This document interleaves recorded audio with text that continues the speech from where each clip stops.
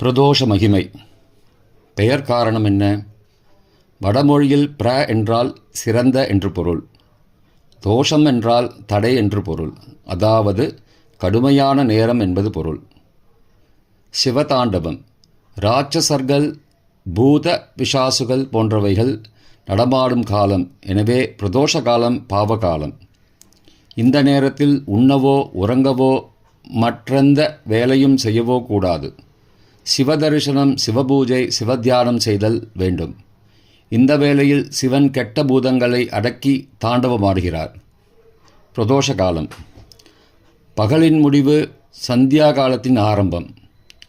சிருஷ்டி முடிவு பெற்று தன் சொரூபத்தில் அடக்கிக் கொள்ளும் நேரம். அதாவது இரவின் ஆரம்பமே பிரதோஷ காலமாகும். மிகச் சரியாக சொல்ல வேண்டுமென்றால் ஒவ்வொரு 15 நாட்களும் பக்ஷம் என்று பெயர்.